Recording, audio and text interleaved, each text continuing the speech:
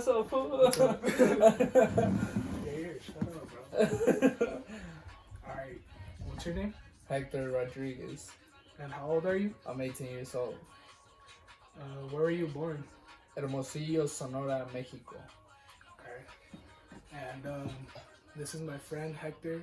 What's good, y'all? Yeah. So,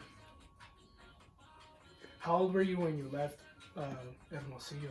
I was 12 or 13 years old. How was that for you? That was hard, honestly. Why? Why is that? Cause I didn't speak English that well. I just did like basic stuff like, hi, how are you? My name is Hector, you know? Yeah. And just a transition from one culture to the other one, and just learning new traditions, new holidays, a new language, and just how to like cope with like a new type of people, if you want to call it like that. It was just hard. Yeah. And what experience did you go through in Mexico that made you and your family want to come over here? So both of my parents had a really good job. My family, you know, we just lived day by day pretty much. It wasn't bad the way we were living or anything. We didn't really have any bad experiences. It was just my mom, she got a scholarship to come to NAU and get her master's degree, and she accomplished that. You know, she got her master's, and now she's in her PhD. Okay. That's good though. That's Yeah. good. What were you guys' hopes for your new life here?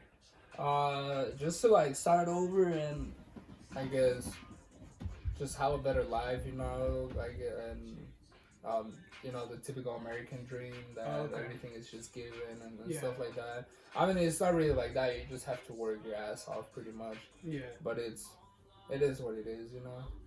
Yeah, that's facts. Who did you leave behind?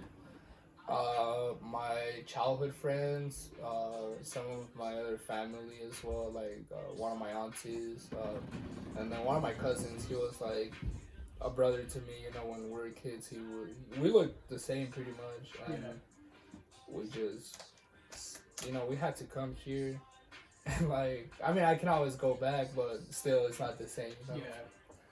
Yeah, that's true. Was it hard? Yeah, it was, cause you know, I was just used to going to his house every week, you know, and like just kicking it with my friends, or you know, just doing things way different than here. And again, that whole transition, it was just like, damn.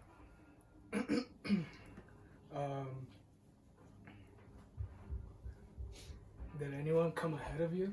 Like, did your dad come before, or did you always all come together? Yes, one of my aunties came first, and she's living in Tucson. And then, like, my family, like the ones that I live with, we just came at the same time. Okay. Yeah. Alright. What was the most difficult part about leaving? Just leaving the house that I was born in, honestly. Well, that I grew up in, and just like all my friends, and like schools are really different from here. Yeah. So I just came with a different mentality, and it was just like all the things that I had to leave them, and like now I just don't have them, you know. Yeah. That's true.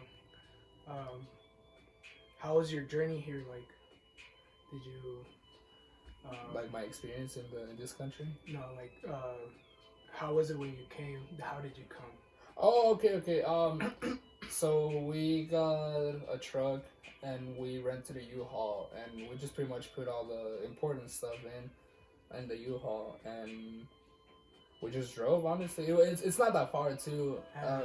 That we made like 12 hours that day, but usually it's like 8 hours. Okay. And did you guys come legally? Yeah. All my family has student visas and work visas. Was it difficult to get those visas? The work visa was. I had to pay $400 up front. Yeah. And then after that, it was just a long process. It took like almost 6 months. But the student visa, like, since we had the scholarship to come, my mom had the scholarship to come here. It was just weird to get it, because we had to fill a lot of paperwork and get a lot of pictures and Yeah. like get in the system of this country. Yeah. um, what was it like when you first arrived, and where did you go? So I came straight here to Flagstaff. I used to live in Sunnyside, and it was weird because I just didn't know. I just didn't know anybody, Yeah. and like we were trying to like know the city and like just go downtown and stuff like that. But like to a personal level, I did feel lonely at times, definitely. Oh, okay. Yeah. So it was kind of dark. You had some dark times. Definitely. when you Yeah. came. Yeah. Definitely. What were your first impressions like on the things you saw like differently from over there? Dude, honestly, it was just so different. Cause I went to men's, like the middle school, Yeah. and I only went for 8th grade, and things were just so different. Like I got exposed, if you want to say it like that, to a bunch of things. Like the people that I started hanging out with, they would all smoke weed, Oh, okay. and like for me, that was just new. So I was just like, God damn, like what am I getting myself into, Yeah. And it was just like, I guess you would call that taboo since it wasn't that common in Mexico, and here like they just told me straight up like, hey, you want to smoke? I was like, nah, like I'm fine, I don't do that. Yeah. So it was just way different. Like Yeah. I wasn't expecting it. Like the vibes and stuff. Yeah. Okay.